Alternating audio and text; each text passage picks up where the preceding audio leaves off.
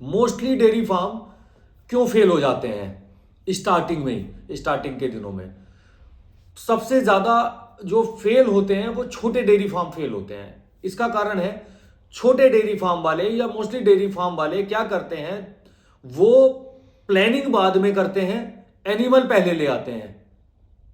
जो लोग planning starting में करते हैं, पशु बाद में लाते हैं, वो सक्सेस होते हैं, वो कभी भी फेल नहीं होते।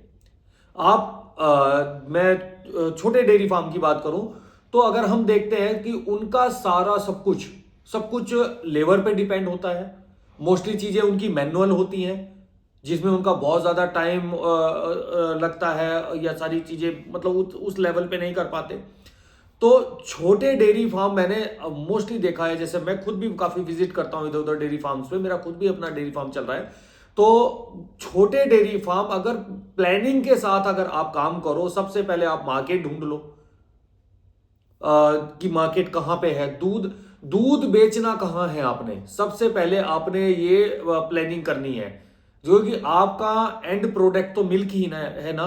मैं गाय फार्मिंग की मैं अगर बात करूं या डेयरी की, या फिर मैं भैंस वाली डेयरी की भी बात करूं, तो एंड प्रोडक्ट तो मिल्क ही है ना। आप ज्यादातर डेयरी फार्मर मिल्क मिल्क पे ही काम करते हैं। तो आपने डेयरी खोलने से पहले मार्केट देखना है, मार्केट कहां पे हमारा जो है अच्छा है, जहां पे हमारा मिल्क जाएगा।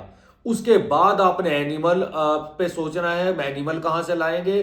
फिर आपने शेड के लिए, अपनी जगहों के लिए, और ग्रीन फॉडर के लिए कोशिश करो अपने फार्म को जितना ज्यादा आप जो है ये अपना टेक्नोलॉजी से जोड़ोगे, जितना लेबर को कम से कम रखोगे, टेक्नोलॉजी को उतना ज्यादा ऐड करोगे, उतने सक्सेस होने के ज्यादा चांसेस रहते हैं।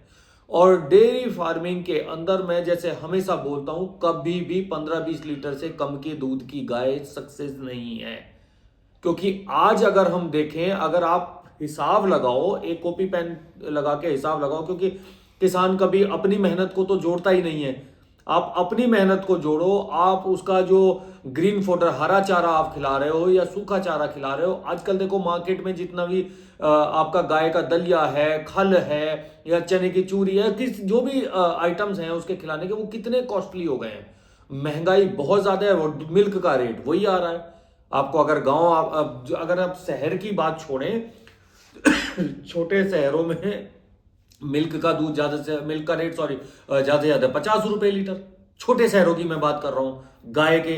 और अगर भैंस की बात करें 70-75 रुपए लीटर। बड़े शहरों में अगर आप जाते हो तो वहां पे आपकी लैंड की कॉस्ट बढ़ जाती है, आपको लैंड उतनी नहीं, जिनके पास है उनके लिए तो बहुत अच्छा है, मगर सामान की कॉस्ट बहुत ज्यादा आ जाती है। तो अगर आप हिसाब लगाओ तो आज दूध पानी से भी सस्ता बिक रहा है।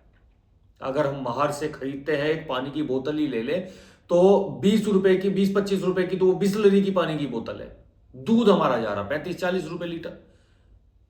तो ये बहुत ज्यादा घाटे का सौदा रहता है। तो इसलिए सबसे पहले आपने देखना है अपना मिल्क कहाँ सेल करना है, एनिमल कहाँ से लाने हैं, शेड कहाँ बनाना है, उसका जो फार्म बनाना है, जहां पे कॉस्ट आपकी कम आए वो जगह आपने चुननी है, वो चीजें देखनी है। कम से कम 15 से 20 लीटर से कम का आपके फार्म में एनिमल कोई होना नहीं चाहिए। लेबर कॉस्ट कोशिश करें कि मशीनरी जो आज मशीन का टाइम चल रहा उस साइड ज्यादा शिफ्ट हो जाएं। और धीरे धीरे देखो, छोटे फार्मर के पास कई बार उतनी पूंजी नहीं होती है। कहते हैं गवर्नमेंट ये लोन देती है, वो लोन देती है, बेचारों के जूते घिस जाते हैं, कहीं लोन नहीं मिलते उनको, और जितने लोन मिलते हैं उसमें तो वो खा जाते हैं देने वाले। और एक प्रॉब्लम और बहुत बड़ी है, ये जो छुट्टे सांड घूम रहे हैं ना मार्केट में, छुट्टे सांड बोलता हूं मैं इनको, डॉक्टरों को, झोला छाप डॉक्टरों को। ये छुट्टे सांड और डेयरी बर्बाद करने में इनका अहम रोल है। डेयरी फार्मिंग को बर्बाद करने में इन छुट्टे सांडों का अहम रोल है, कि इनको सीमन की नॉलेज नहीं, इनको दवाइयों की नॉलेज नहीं, इनको किसी चीज का ज्ञान ही नहीं है। तो छुट्टे सांड घूम रहे हैं यहाँ पे।